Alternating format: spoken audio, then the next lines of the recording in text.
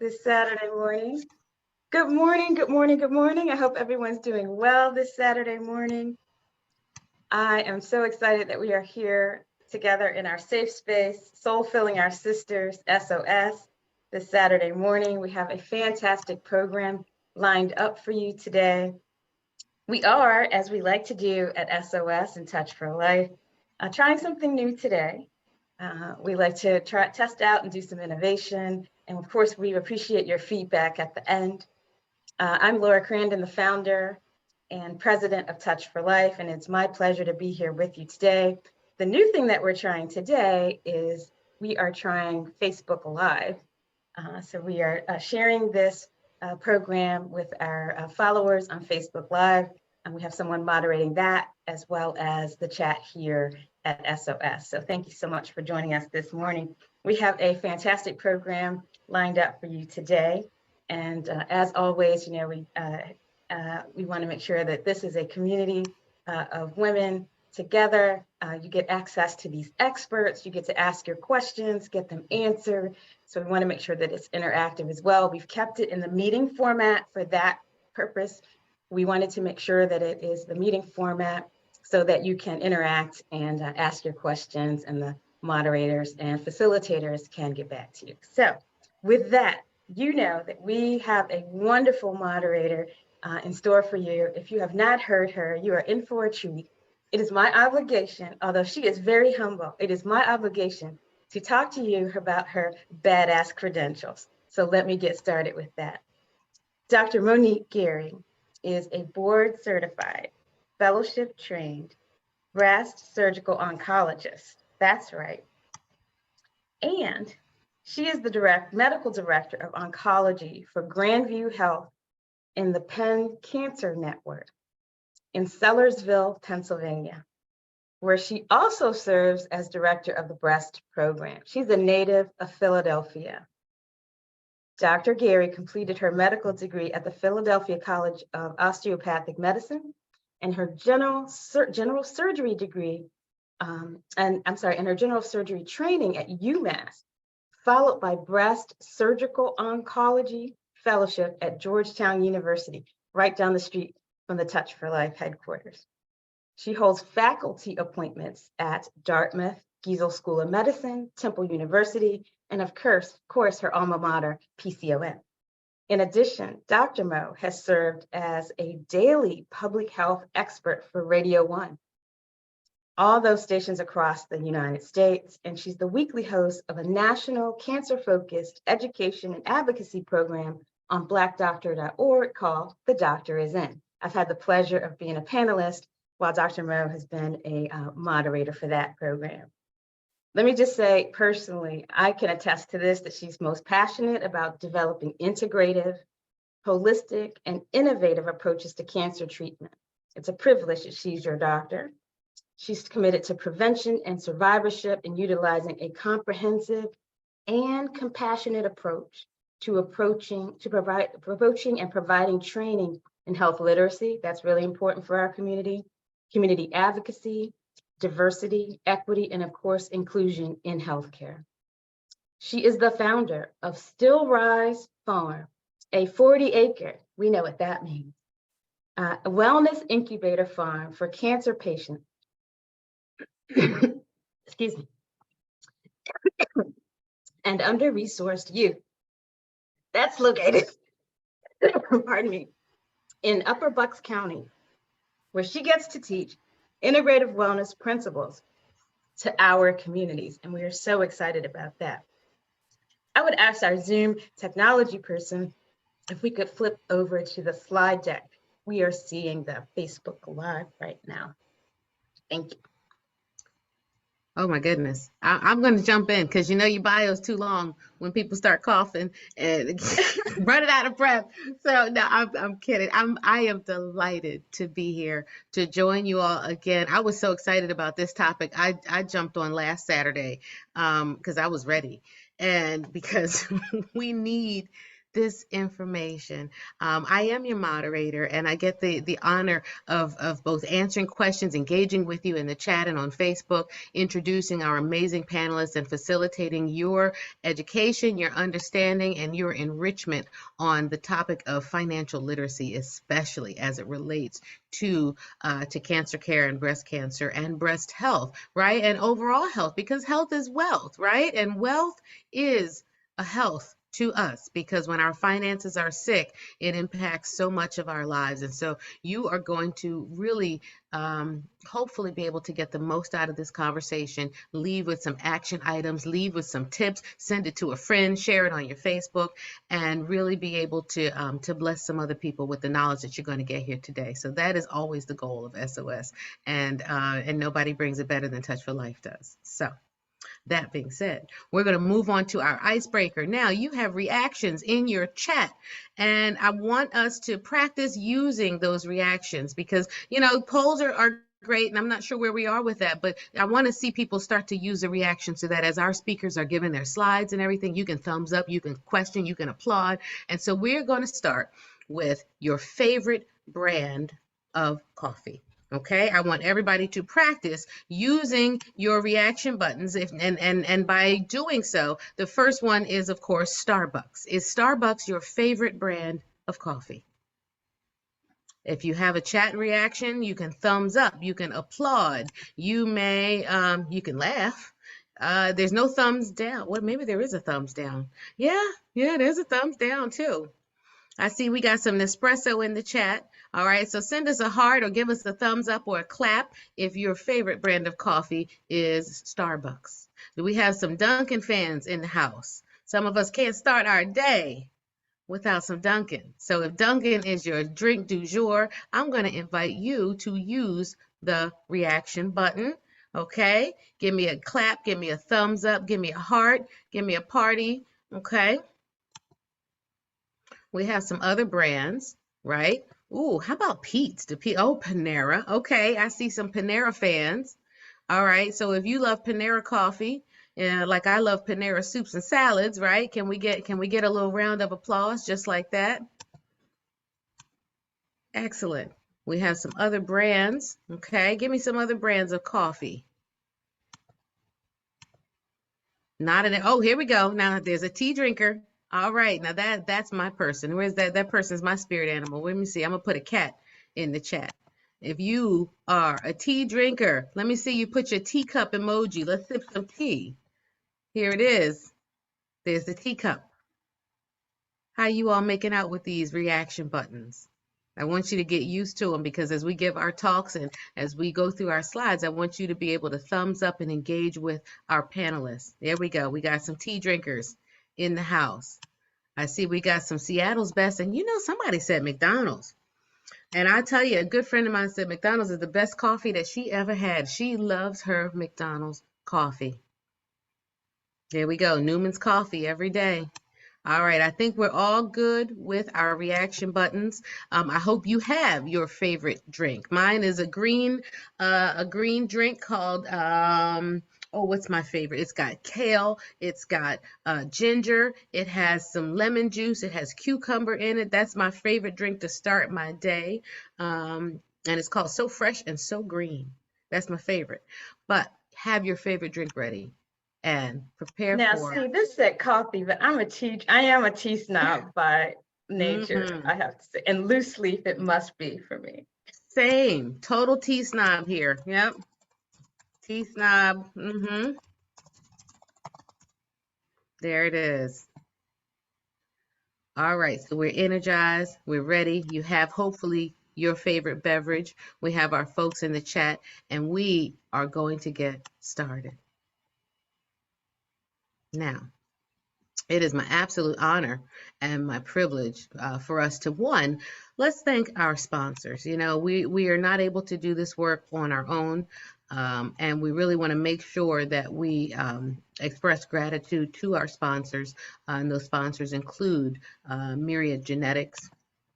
Our sponsors include the Vassar Center at Penn Medicine, High Impact Partners, whole logic as well.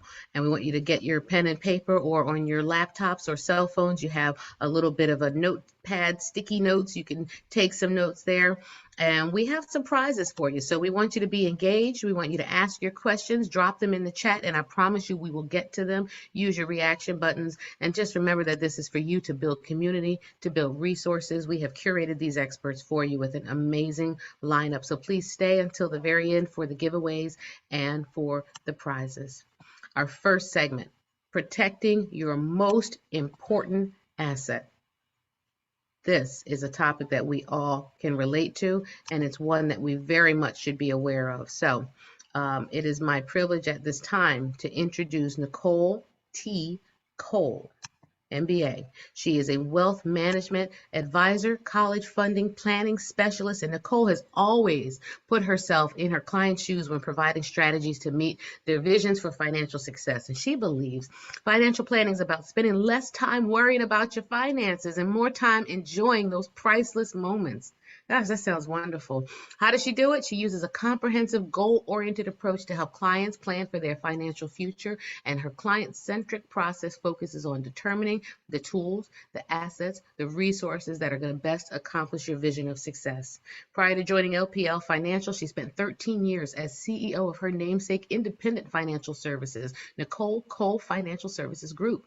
As an advisor and business owner, she enjoys working with business owners to protect their families, to manage their growth, and to grow their wealth. And after having worked in college financial aid services prior to graduating from the University of Maryland College Park, she developed a specialty in college financial aid funding and planning.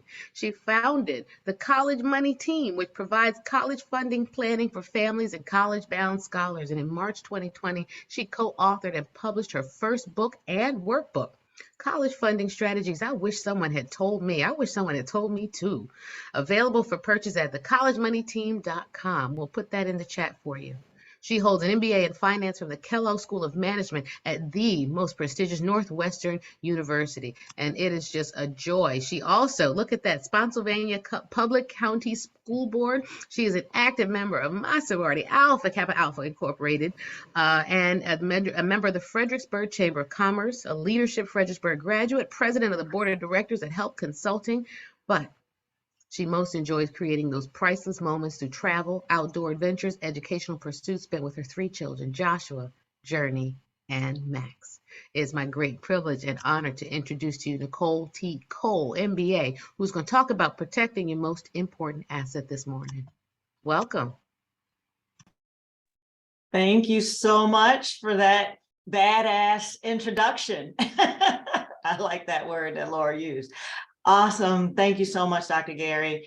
I am happy to be here to speak with you ladies this morning in regards to protecting your most important or valuable asset and getting your financial foundation secured so that you can enjoy life and have less stress in regards to your finances, because we know that stress is also a major cause of illness. So as we get started, while I do comprehensive financial planning and wealth management, which a lot of people, think first of managing your money, I truly believe in doing in approaching a comprehensive financial plan to make sure that you are first protecting yourself and have some contingency plans for the things that come up in life that we can't necessarily, we can anticipate or think of that might happen, but we don't know whether it's going to happen. So to make sure that that financial plan has a foundation that allows you to navigate when the uncertainties in life become a certainty. So for today's presentation, I want to focus on that protection because, it's part of our self-care. Especially as women, and a lot of times women leading our families, we need to make sure that we're protected first. So we put that, mask of oxygen on ourselves first, so then we can be our best selves for everyone else that we have to take care of. So I want to make sure that you're able to have the tools and knowledge that you need in order to do that. So we can go ahead and move forward. So I'm going to talk first about protecting your most valuable asset, and explain what that is with the first actual slide. Financial planning foundations, and then setting yourself up for retirement, which is one of the main financial, or most costly in a sense, financial goals that we have to work towards building over a period of time while we're working. And then throw out a recommendation of how you can take action to either create the plan that you need, fill the gaps in your existing plan, so that you can feel safe, protected, and with less worry about when things happen, that you would be okay.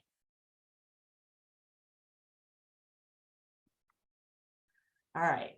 So one day it's there and the next day it's not. And we're talking about your ability to make an income for yourself, to cover your and your family, to cover your lifestyle expenses, savings expenses, the goals that you have in retire, the goals that you have that require money. So you can sort of keep clicking so that everything can come up on the slide, hopefully. There you go. Thank you. So 25% of the 20-year-olds entering the workforce will suffer some type of interrupting disability during their careers. 1 in 8 workers will be disabled for 5 years or more during their working years. And for American workers, 65% could not cover their normal working expenses for a year if they could not work. And, when we think about what are the major causes of these disabilities, initially people think accidents, just because we think, well, an accident has to happen for someone to be disabled, because I think in the mindset, of workers' compensation, sometimes that's where people have their mindset on disability. But disability can be caused mostly by illnesses. So 90% of disabilities are caused by illness rather than accidents. And when we're talking about cancer as an illness, there can be, and along with many types of illnesses that can disable us and make it so that we're not able to work for the income that we have, gone to school for, gotten this great education, done the work to get promotions and everything, and then something happens that is beyond our control. We have an illness, and now we're not able to actually go into work. So cancer actually is almost 10% of the illnesses that people are disabled by is cancer and tumors. And so it's in the African-American community amongst women, I would say that number is probably higher.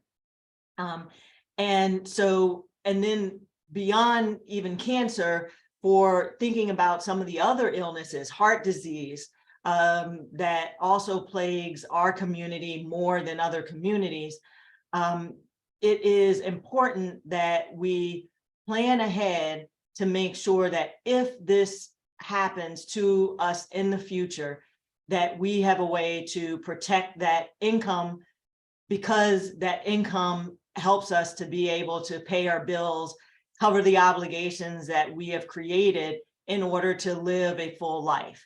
And so we want to make sure that we are thinking ahead, because generally when that illness happens, you can't get the insurance or support, financial support that's needed. So you need to have that already in place.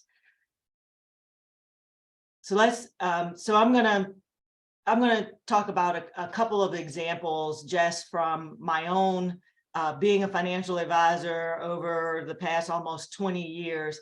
I have had 3 clients that have had an illness. 2 of them, one was multiple sclerosis, so a gradual progression of disability from illness, and 2 suffered from cancer. And all 3 of them were women. And the first one of my clients who came to me, I did comprehensive financial planning for her. She ended up with cancer that quickly metastasized, and thankfully we had already put in her plan a plan for long-term care coverage. She initially went out on disability using her group insurance with her employer. And one of the things that she found out quickly is that generally the group disability insurance would cover between 40 and 60% of her income. So she got a significant pay cut being on disability, but she still had the expenses that she had committed to. And thankfully, the long-term care, which has an elimination period that we had set for 90 days or 3 months, kicked in after that 3-month period. So she had enough protection once that kicked in to help her out. A lot of times, however, disabilities don't result in the need for long-term care. So those are 2 different kinds of protection. I'm talking about disability first, and I will talk more about long-term care protection a little bit later. But the fact that your income is significantly dropped even when you have disability insurance, especially if it's just through an employer, we might need to look to see how do we bolster that with a private disability insurance policy. So it's paying attention to what you do have from your current employer. If you're self-employed, to be able to put something in place either through your own business or separately through private coverage. But if you are covered through a disability insurance program with your employer, how much does that actually cover of your income if you're disabled? And do you need to also get a private policy? Another example was a client who's a teacher, and for this client suffered from cancer, breast cancer, and she initially went through a round of chemo, went into remission, and she was able to use her short-term disability and for the first time, and did not have to go into sort of that long-term disability period. Had to first exhaust her sick leave and everything before that short-term disability kicked in. But then a year and a half later, it came back, and then it became a longer-term proposition. And again, where for her, there was long-term, she had short-term and long-term disability, again, through her employer's plan. And she could have, I started working with her after it was too late to be able to get her a private coverage, but trying to help manage with the resources and income that she and her family were getting at that time. She fought a great fight. The other piece, she thankfully had, we were able to do financial planning in the sense of her, life insurance coverage, her retirement savings, so that her family was taken care of when she passed. And so, the point is that we can, and you can, think about and plan for these things beforehand so that you can have and feel some security. And we can think about ways to fill the gap if you have some partial coverage, but there's a need for additional coverage, because life doesn't stop at a disability, and you need to be able to cover those bills that you have obligated yourself to, and do it in a way that you aren't stressing over, are you going to have to foreclose on your home? Are you going to have to, is your car going to get repossessed? Because, these things still have to be paid, and you still are in need of these lifestyle, you still have these lifestyle needs, even when you are ill. And so the money still has to continue to go out. Yep. So you can just click through and we can go to the next slide. All right. So you can plan ahead so that you can protect your income, which is, if you think about your ability to earn money over your lifetime from, let's say, mid-20s to 65, 70 years old, that is the most valuable asset when you consider how much money that you would potentially make over that period of time from income. So we first need to make sure that you're protecting that asset so that you can live through your illness, and a good lifestyle to take care of yourself. Keep going. All right. So another resource that is part of foundational financial planning for any individual or family, even if you're single, is life insurance. And for me, it's life insurance that builds cash value, not a term life insurance policy. While a term can be supplemental to a cash value policy, if there's additional need for death benefit to pass on to care for, children or a spouse, then that is additional to having a base cash value policy that has some face value, but builds cash value so that you can use that asset while you're living for any number of things that come up during your lifetime, your working lifetime, that you will have that are uncertain. So what is inevitable? Financial and life uncertainty. And when you have a life insurance that builds cash value and you've been able to fund into the premiums and build that cash value, a lot of times, where I myself, with my own plan, as well as plans that I've set up for clients, one of the things that they're not paying so much attention to is the value that's building in their life insurance policy, while on a regular basis, they're seeing their 401k or they're seeing their savings and they're going in and out of those assets. The cash value in your life insurance is just building, and then something happens. And so a lot of times, like, I feel rewarded from having put in a client's plan a cash value life insurance, and then 5 years later, I get a call and they need access to some money. And where is the best place to access? Should it be their 401k and take a loan?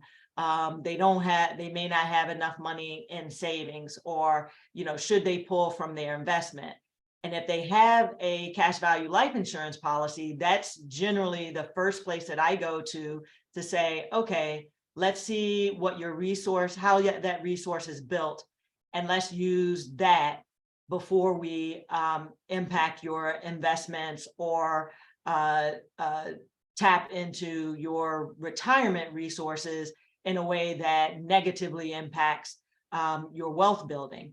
So cash value life insurance can be used pretty much freely. There's no credit check on it. There's no qualification on whether you can use the money. You can use it to pay for an unexpected expense. You can use it to renovate a home or pay a down payment for a home. You can use it to supplement your retirement income if you haven't tapped into it, or whether you have or not. But when there's cash value there in retirement, you can tap into it. You can use it to pay off your home. You can use it, and in our case, to help during an illness or injury, and to supplement if you haven't, or it doesn't make sense to buy an additional disability policy, but you have a cash value life insurance policy. You can use that cash value to supplement what you're getting from your group disability insurance plan. And you can use it to fund a business or investment opportunity. The main point is it's flexible for you utilizing those funds when there's uncertainty. And then it can also leave that death benefit for your family, your loved ones, should something happen to you. So let's talk a little bit about the need for long-term care. And sometimes our illnesses get us to the point where we're in need of long-term care. So the difference between just being disabled and having a need of long-term care is that for long-term care, to qualify for long-term care, you have to at least not be able to perform 2 out of 6 of the activities of daily living, or have a cognitive disability like Alzheimer's or dementia. And so some of those activities of daily living is, you can't clothe yourself, you can't go to the bathroom alone, you can't feed yourself, you aren't able, don't have the mobility to, I'm trying to remember, so it's a mobility issue where you need help getting around and taking care of your basic needs. And so disability, you may be able to do all of those things, or you might have one of those things that you need support with. But for long-term care, you have to have at least 2 of those things that a doctor qualifies you as not being able to do. And generally, when you cannot do at least 2 of those things, you need support from either a home skilled healthcare worker, or you need to be in a living facility where you can get those supports on an ongoing basis. Sometimes family is there to help you with those supports. But in any of those instances, the cost of that care now starts to increase your living costs. So we need to make sure that you plan ahead for having a resource to cover that additional expense. So generally, people assume that private healthcare insurance, so your medical insurance benefit might help you to cover that long-term care need, or Medicare or Medicaid, so government types of supports. But generally, healthcare insurance only goes so far to cover the medical costs of long-term care. It doesn't cover some of those additional unskilled needs that you might have to just help you get around. that is not medical care. And for Medicare or Medicaid, beyond the first 100 days of care, there's no additional government support for those long-term care costs. And if you were making a high income, have a pension that pays a high amount, or have additional assets, then you may not qualify for government Medicare assistance for long-term care needs. And what I find is a lot of professional women who have had, good careers are not, we're knocked out. Like, I would not qualify for government health assistance.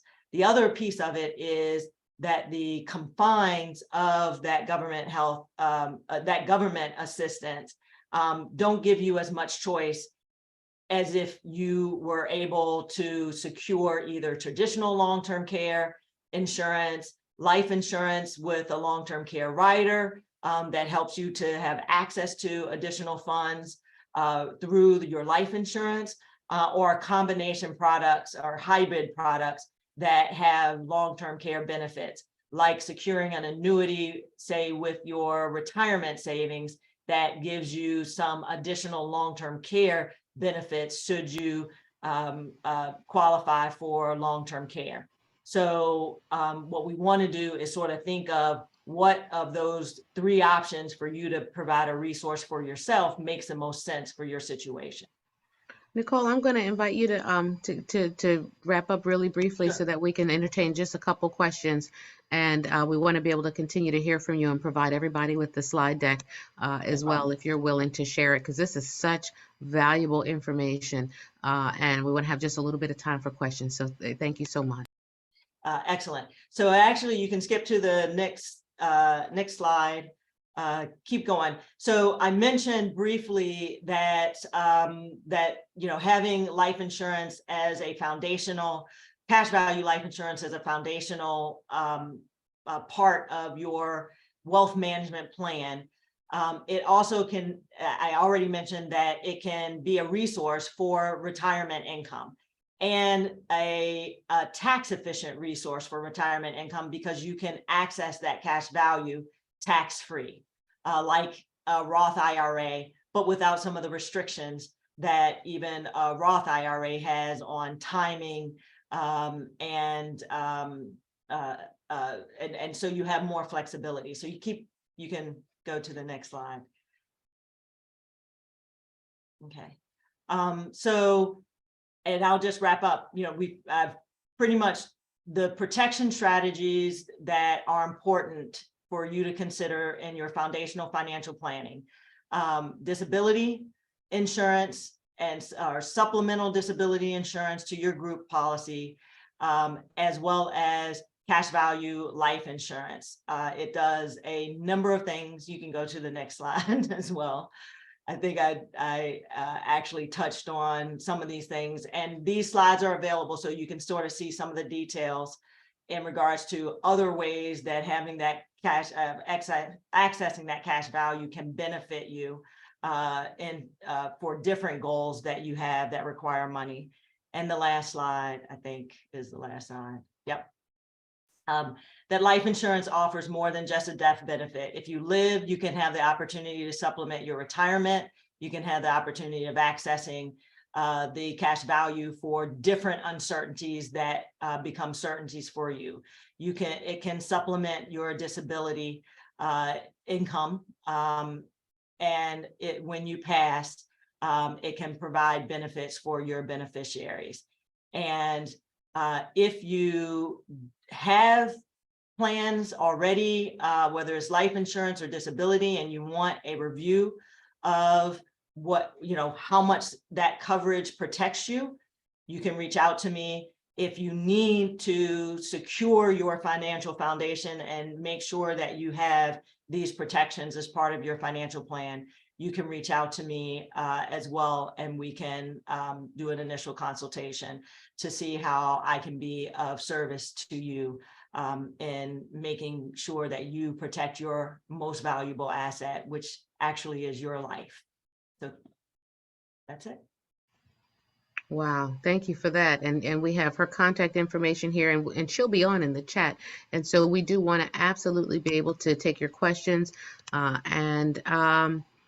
I guess the one question, is should we sign up for long-term care with our employers during open enrollment? So I suggest a different approach to long-term care. Okay. So yes, generally sign up for long-term disability. Sometimes the employer covers some of the costs for long-term disability. Most employers will have either a partially covered or a voluntary option for you to get either short-term disability or long-term disability as part of your benefits. Most employers now don't have the option for long-term care. Okay. And the reason is, and if they do, it's generally voluntary. So you're paying for the whole cost yourself. And that is a strict long-term care insurance benefit. I generally now say it is better for you to secure your own long-term care solution outside of your employer, because if you pay for a long-term care insurance policy and actually don't end up needing it for whatever reason, you pass and you don't use it, you live and you don't ever actually have a long-term care specific need, then you've in a sense wasted that money. So I'd rather talk to people about holding it themselves as a joint benefit in their life insurance policy or with an annuity that they might have. So, and it's more cost effective that way. Thank you so much. That's awesome. We're going to save the rest of the questions for the whole panel, and we're going to briefly move on to our next talk. I have the privilege of introducing Mrs. Melanie Moore Brown. She is the founder and CEO of MBM Healthcare Consulting Services, and she's going to be talking with us about the patient access journey. She educates, assists individuals with groups with medical and financial preparedness for their futures, and she has an extensive healthcare and insurance background that spans multiple decades. Before starting a consulting business, she had a successful career in patient support and advocacy, working in national insurance plans and pharmaceutical companies, and she now helps others navigate the healthcare landscape and proactively plan for obstacles or challenges that may arise. We're hearing that word a lot, proactively plan. MBM Healthcare Consulting Services was born from her personal care journey with her father. It is a great privilege to introduce and to listen and learn from Ms. Melanie Brown more on the patient access journey. Thank you so much for being here today. Thank you so much for having me today. Pardon me. My presentation today, I want to provide an overview to everyone of the patient access journey and the financial resources available to patients for associated costs, for costs associated with the patient access journey. Next slide. You can go to the next slide. Thank you. So we're going to cover an overview of what is the patient access journey, determining your insurance coverage, and then options for assistance with your out-of-pocket costs. And there'll be time for questions at the end. Okay. The patient access journey describes the end-to-end process that a patient experiences when attempting to obtain treatment. For many patients who are managing chronic or life-threatening conditions, it requires that a patient take expensive therapies. And the financial impact of the cost of these therapies on a patient can be significant, especially when unanticipated. I know from a personal experience of being a professional in the advocacy and patient access space, as well as a caregiver to a patient who had a chronic, long-term chronic illness, that it really does make a significant difference. The stages of the journey include the initial stage, it starts with diagnosis. That starts the patient down the path. Diagnosis will then lead to a treatment plan. And once the treatment plan is in place, patients and their providers will need to examine what affordability options. And then once affordability options are determined and put into place, the patient will often ultimately receive their therapeutic treatment. For many patients, the affordability options can influence and do influence the decisions on which therapeutic treatments they receive. But ultimately, a treatment decision, a treatment plan and should be determined by the patient in conjunction with their provider. Next slide.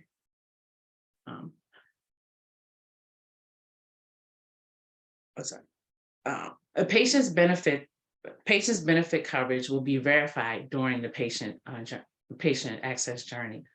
This is one of the most important parts of the process, because most patients rely on some form of medical and prescription coverage to cover the cost of their medical treatment. Very few individuals are fortunate enough and able to pay for complete expenses out of pocket. The patient's insurance benefits are going to be verified by the treating physician's office. And during this time, they're going to contact the patient's insurance. They're going to determine this will determine if the proposed treatment is covered, because that will definitely impact whether or not a patient can or does receive treatment. If any prior authorization is required for the treatment, and it will also determine any expected out-of-pocket costs for a patient. Prior authorization, let me just go back one. Thanks. Prior authorization is a decision by a health insurance plan, a patient's plan, to determine if the treatment is medically necessary and will be covered. It's important that prior authorization is identified ahead of time and that it is obtained. And if not, if you have a situation where authorization is not obtained, a patient could potentially end up being responsible for the entire cost of the medical treatment out of pocket as a result of the process not being fully completed. Also, the expected expenses that a patient can anticipate and will be confirmed during the insurance benefit verification process would be your deductible. And a deductible that's the amount that an insured person has to pay before the insurance will initially begin to provide any coverage. It will determine any copayment that a patient may have. And a copayment is a cost that a patient must pay to a provider before the service is provided. And then also any co-insurance. Copayment and co-insurance, you often hear the terms interchangeably. And co-insurance is a percentage of the patients that the patient will be responsible for a covered service that's usually expressed in a percentage. It's usually expressed as a percentage. So for example, if you often hear the terms, if a patient has a plan that's 80-20, 80% of the covered expense will be paid by the insurance and 20% would be the patient's responsibility. So these treatments, as I said before, can be very expensive. So where can a patient turn if they need some additional financial assistance? Next slide. Fortunately, there are options available for patients. They usually fall into two main categories: manufacturer-sponsored programs and independent foundation programs. Manufacturer-sponsored programs are just that. They are programs that the pharmaceutical manufacturers have in place to assist patients with some of that cost. They fall under copay savings programs and free drug programs. Independent foundation programs, these are generally charitable organizations that are separate from manufacturers they provide multiple types of assistance to patients, and not just patients, but also to their caregivers. Next slide.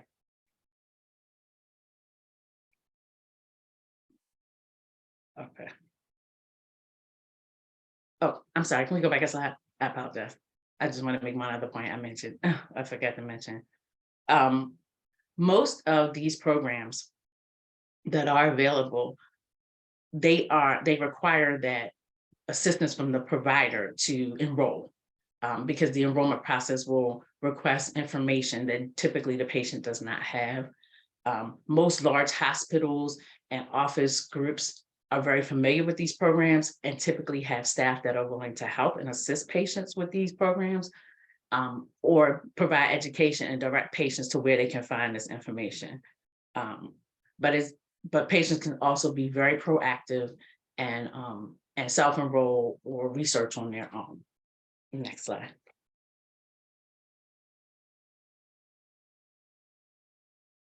Manufacturer copay savings programs are designed to significantly reduce or eliminate a patient's monthly out-of-pocket costs for medication.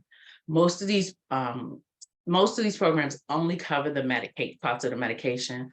There are some programs that will cover the cost of administration or a portion of the administration if the medication is an injection. You should note that these insurance are not, they're not insurance. So it is not considered an insurance program. It's a separate assistance program. Additionally, copay savings programs they may be limited to certain pharmacies based on the type of medication and how the manufacturer distributes it. Generally, there are no income requirements to participate in these programs. So that should not be a barrier for patients because they don't consider income for copay savings programs. But there are specific eligibility requirements for these programs. Patients must have private commercial insurance that is paying some portion of the medication, but not the full cost. Hence, there must be a copay in existence in order for the patient to be eligible for the copay savings program. Cash paying patients or uninsured patients are not eligible to receive these copay savings benefits because they do not have a copay obligation. Patients who have prescriptions paid for in any part by any state or federally funded programs are not eligible to participate due to federal regulations. So if you have insurance or if a patient has insurance and they're covered by Medicare Part B as in boy, Part D as in dog, Medicaid, Medigap, which is also called Medicare Supplement, Veterans Affairs, Department of Defense, or TRICARE, those patients are not eligible to participate in the copay savings programs. Next slide. Manufacturers do offer a second option, and these are free drug programs. Now, with the free drug programs, these are for patients who are not eligible to participate in the copay savings program. So you can't participate in them at the same time. It's either you're eligible for one or you're eligible for the other. Patients who are eligible to participate in these programs are patients without insurance. That's patients that the uninsured, they have no insurance, they would be considered cash paying. Patients that are enrolled in Medicare Part B and Part D, and patients that are what we call rendered uninsured, meaning they have insurance, but their health insurance does not pay for this medication, rendering it not covered and hence not insured for that product. Next slide. Oh, I want to also note that for the free drug programs, they do consider income requirements. However, and I can't stress this enough, even if a patient doesn't think they initially meet the income requirement, they should still apply for these programs anyway, because they consider applications on an individual case-by-case basis. And there may be circumstances they take into consideration that while you're over the stated income limit, there may be still some eligibility available to a patient. And as with the copay savings programs, free drug programs are not insurance either. And they also require you to reapply for those benefits each year. Now, independent foundation programs are charitable organizations. They offer multiple types of assistance. The assistance is like financial, educational, emotional. You may get transportation, just a wealth of a spectrum of services, much more than what you get from the manufacturers. The manufacturer programs are specifically designed to help you with assistance for the drugs. Each organization has their own specific eligibility requirements. Funding for these programs varies from program to program. It can vary from the time of the year. You can reach out to some programs, you may find funding may not be available because they've exhausted it for the year. Others may have more funding. I will also note that at the beginning of the year, because that is one of the busiest times, because most of the foundations are requiring people to re-verify their eligibility, you may find a slight delay in obtaining your initial approvals or reapprovals for foundation grants at the beginning of the year, because that's when everyone is trying. But you will eventually obtain your assistance if you're eligible and it's available. Next slide. This is a list of some independent foundation programs. I pulled examples that assist with patients specifically with cancer, but some of these do assist patients with other disease states. This is not an endorsement of any one of these individual organizations. It's just a list to give an example of the organizations that are out there that provide these additional support services, but it's not a complete list by any means. Okay. Financial challenges and obstacles are going to occur during this journey. And thankfully, there are resources that are available to assist.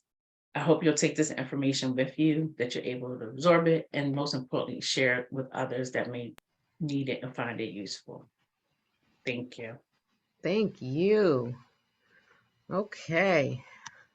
This is a heavy topic, and it's such a necessary one, and you don't know what you don't know until you need it, and you don't know what you even need to ask. And so we are encouraging all of you as you listen in to jot down your questions in the chat, to think of your unique circumstances and what you might need, and reach out to these individuals. We're going to make sure that you have the contact information so that you can get these questions answered. And so the question is in the chat are these programs available for everyday meds or only for really expensive specialty medications not covered by existing prescription plans? It really does depend. There are some that you can find for when I say everyday meds, I would say like for chronic conditions like diabetes and and some heart conditions or cardiovascular. They can vary from ophthalmology drugs to all the way up to cancer drugs. So it's open for a lot of things, and it's open for medications that you can just receive at the local pharmacy, as well as specialty medications that you would receive from a specialty pharmacy and usually have administered in the doctor's office. Like I can give an example, like, for example, my husband is diabetic. And so he has a medication that he takes, and his doctor gave him information for a copay card. So when he goes to the pharmacy, they'll run that copay card and cover his copay for his medication. But in my professional life and in the space in the manufacturer, in the pharmaceutical industry, we would speak with patients who were oncology patients who would literally have like $5,000 copays, and those programs will assist with them as well, up to a certain total dollar amount for the year. Can we go back to that slide, please? Because I think that's the challenge, especially in oncology. And if we can invite both panelists as well to weigh in. You know, what happens is you get diagnosed and you end up with a drug that's maybe experimental or really being used for a new or novel approach or something rare. And those drugs are exorbitant expenses, right? It's not just the typical, you know, take your estrogen blocking pill. Not that that isn't expensive, but, you know, $10,000, $15,000, $20,000, you know, for something like a Keytruda. And where do people go, right? Look at that. Copay is $1,000, but a program that allows her to get it for free from the drug manufacturer. And so when you look at these, these are the sites that you were referring to in particular, Melanie? These sites are independent foundations that they can assist you with some of that cost, as well as costs for things that are not related to your drugs, like your rent, your food and groceries. But for the actual copay programs, I would direct people to the individual manufacturer sites. So if you know like if you know your drug is manufactured, let's say by AstraZeneca, then you want to go to their site. Many of the manufacturers have their own patient programs. And if you know the name of the program, or you can even just look up the manufacturer's name, patient access. They have all of them, all of the big pharmas, and even some of the smaller ones have programs where you can go to the site. It usually will provide you information with all of the drugs that are supported by those individual programs. And it will give you links to generally applications, information about the programs, contact information on how to contact their patient access centers, which will then begin that process. In bigger practices and a lot of large practices and hospital-based practices, because they know that they know the drugs are expensive, they know that is going to be a cost, an anticipated cost for a patient, they will be proactive and give patients information or get that ball rolling because they want to give that treatment. And part of that is that process will lay that groundwork. The programs will do the benefit investigations for the office. So then the office can then confirm the benefits through them. They will help initiate the prior authorization process with the plan for the office, because what you're trying to do is knock down all those barriers so that when that patient finally comes in for treatment, they know it's been approved, you know how much it's going to cost them out of pocket, they know how to cover it. And if not, then you can begin to have those discussions about what alternatives look like or what additional funding looks like. Because what you don't want is a patient to come into an office and want this treatment, know that it's life-saving and life-changing, and be told, well, you can't have it because your insurance says you can't, or them have to say, I can't take it because I simply can't afford it. Because it makes for a difficult situation between the patient and the provider. So you want to do, these programs are designed to help mitigate some of that financial burden and that the stress that comes along with having to manage a chronic condition, and also worry about how you're gonna pay your bills. Because we have patients out here who are literally having to say, I'm taking half a pill, or I'm taking this, but I can't pay my lights. I can't, I don't have food, because all their money is going to pay for their treatment, because they're fighting for their lives. Wow, thank you for that. I see we got some folks in the chat saying, talk to your insurer, they can help with that. And, if there's a person in the doctor's office or even in the hospital, sometimes you find yourself in the hospital where you have expenses or you need to go to an inpatient rehab or things like that as a result of just deconditioning from drugs or strokes or other things. Who are the people that folks should look out for as their ombudsperson or as their representative? Like if you had to throw out a couple folks, if you're in this situation, you need to talk to the such and such, and so forth and so and forth. Who would those people be? If I was in an outpatient setting, I'm going to say you're going to need to talk to whoever the financial people are in your doctor's office, the billers, the financial folks, the prior auth folks. There's usually in those offices that deal with these kinds of things, there's usually a team of financial people that you would need to talk to.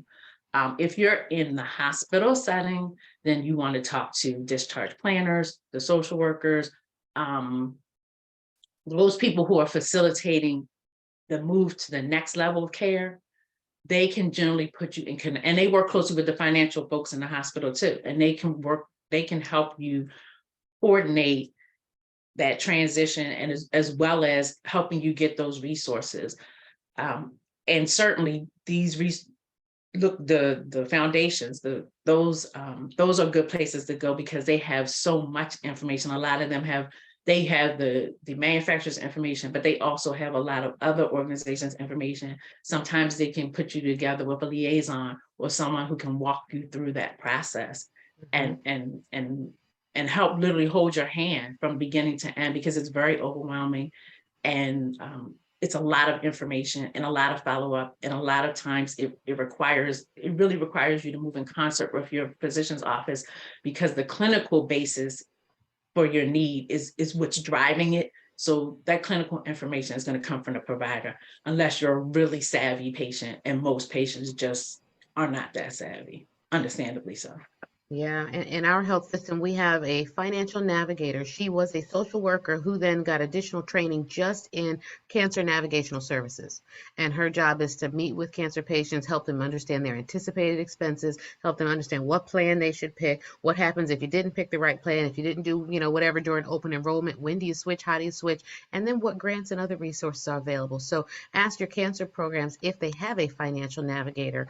And if they don't, because it's a new and emerging field, um, this is something that you should think about in your advocacy work. For those of you who are watching, is that we need more financial navigators. There is training that is available. My social worker did it. I think our health system paid the cost, but it's becoming more available at AONN, the Academy of Oncology Nurse and Nurse Patient Navigators. They're going to start offering training in financial navigation. And this is something that we need to be bringing to our communities. So if you are looking for a way for you to get involved, having gone through your journey and your cancer experience, become a financial navigator or get that training, find out if there's a certification to be able to help navigate the finances of cancer, especially. Okay, so I do want us to be able to, we need to breathe.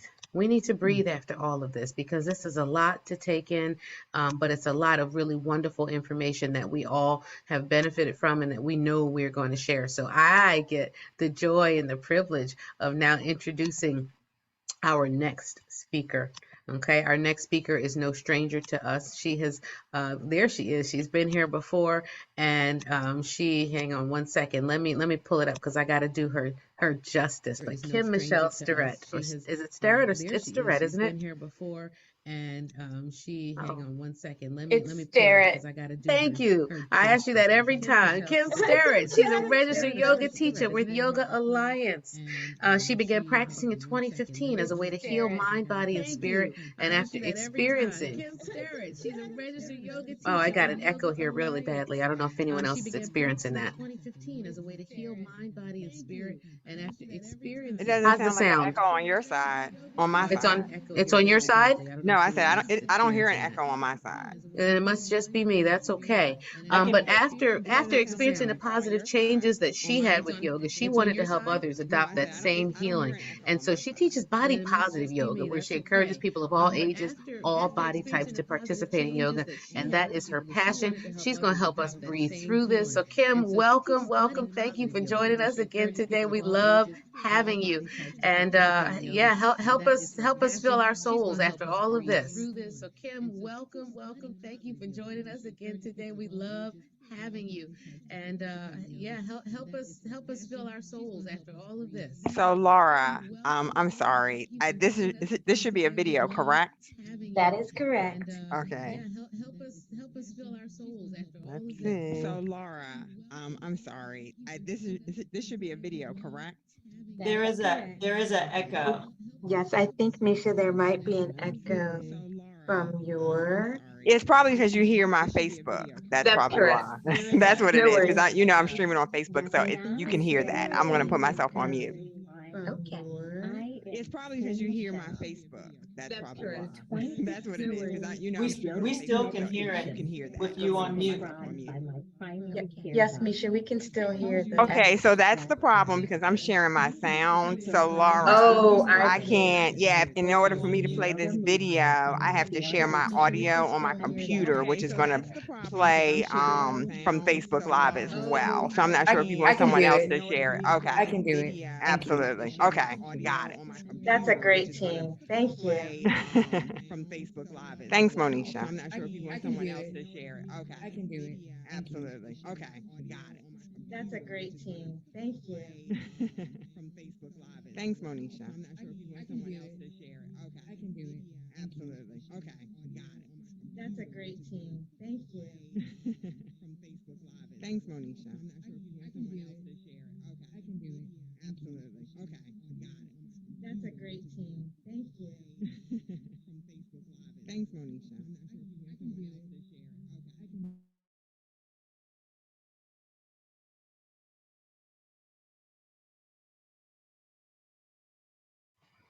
Stand by for a little bit of technical difficulty, and we do have those prizes, Laura.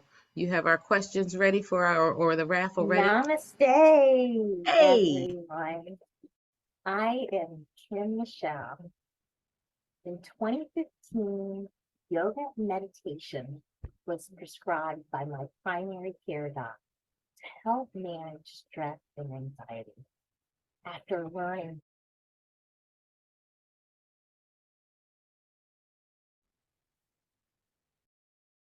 the movement in my daily routine, I began to feel better.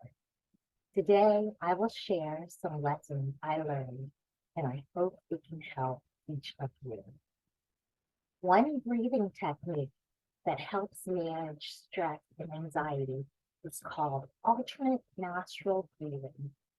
It is yoga breathing to exercise where people breathe in through one nostril while holding the other shut, and then change nostrils and exhale. And then they repeat the process.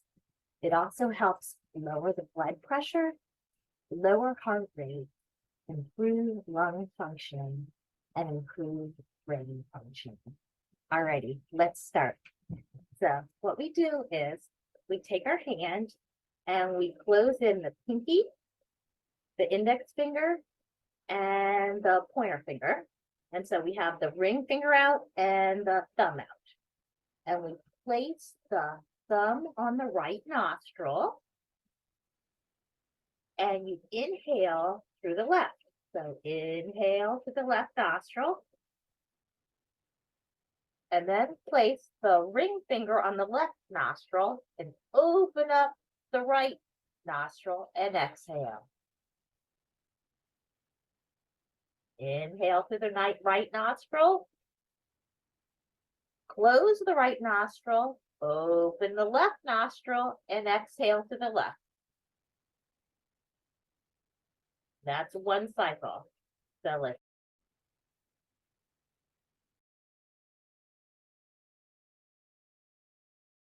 That's one cycle. So let's inhale through the left nostril, close the left nostril, open the right nostril, and exhale through the right.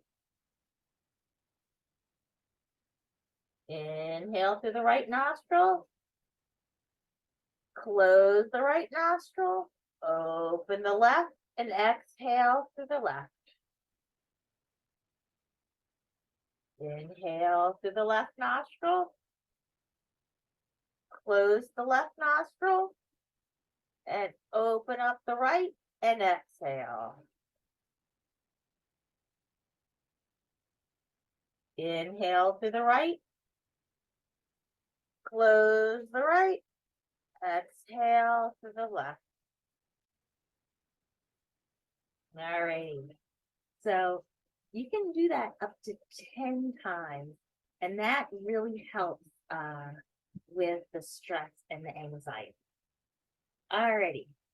So now we're going to progress to some heart opening exercises. And these are going to be some yoga poses. Rounded shoulders and a hunched spine are typically associated with the posture of someone who's worried or possibly depressed. We round our shoulders and stoop forward to protect our heart when we're anxious and fearful. We should actually do the opposite. Exercises to open our hearts are a way to show ourselves self-compassion and self-love. So I'm going to move back a little bit so you can see my whole body. My knees are just right here where my hands are.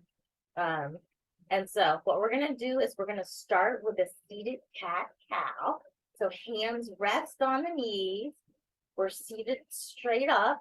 We can feel the top of our head. We can feel like a string pulling us up toward the sky. And so we're going to inhale and shine our chest forward, opening the collarbones, and exhale, rounding the back, bringing our chin to the chest.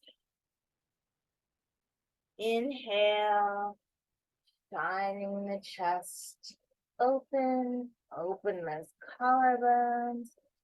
Exhale, round the chest, belly button to spine, chin to chest. Inhale, expanding the heart. Exhale, rounding the back. One more time. Inhale, shining heart. Exhale, rounding the chest. Alrighty, now let's sit up straight. And we're going to bring our elbows in to touch each other. And our fingertips are going to be right in front of our face. And we'll inhale, reaching the hands and the arms up. Exhale, bringing the hands down, and you can round the upper back. Inhale, reaching the arms up. Looking at those fingertips go up. Exhaling, bring the hands down. Inhaling up. Exhaling down. Inhaling up. Exhaling down. Now let's open those arms out.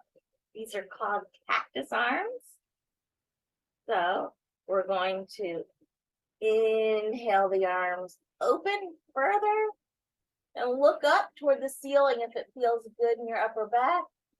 Exhaling, bring the arms close and round the back.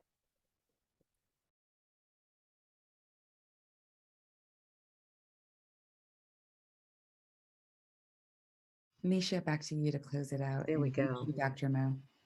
Thank you. Thank you for that. Oh, take a nice deep breath in and out. And give thanks, right, for the time that we have been able to share here today and the knowledge that we have shared. I hope it does not stay with you. Nama, don't let it stay with you. Pass it on, share it with somebody, encourage them to register so that they can see the recording here today, because this information is something that you don't know you need until you need it. And most of us have been there, and some of us are still there and trying to figure all this out while trying to find balance in life. And it's a joy when we can journey together and share in this wealth of information with each other. So, Laura, I'm going to turn it over to you to give us some remarks. I think we want to go through our raffle and really be able to take any last questions for our panelists. And I want to make sure and invite you all to put your contact information again in the chat so that people can reach you for questions, for services, for consulting, and also support your businesses. Thank you very much. I'd like to thank, of course, Dr. Mo as our moderator, taking time out of your busy schedule to be with us today. And to our panelists, Nicole, Kim, Michelle, and Melanie, really appreciate all the information that you've shared. Thank you so much to the team. We couldn't put this on without a team of people behind us. And I'm so appreciative to all of you who made today possible and all of our SOS programming possible. So we're going to have a drum roll as is customary in SOS fashion. We do have a ref, but we select in advance a number of a person who registers, and then once we look on there, we see what that number is, and that person will receive a gift from Touch for Life. That's the special giveaway. I also want to make sure that you are going to fill out the survey for SOS from this program. The survey and the data really help us program for the next month. Next month, preview is going to be fantastic.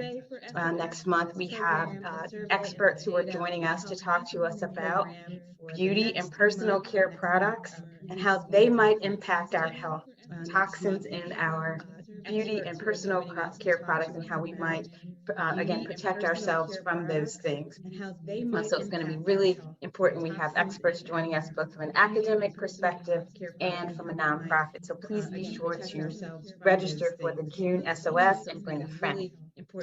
All right, so with that said, there were 2 people selected to receive our special giveaway. And this month, I don't know if you can see me. Or make sure you could spotlight me. or is it Monisha who's now in control? I'm not sure, but you will receive a Touch for Life water bottle. You'll see here.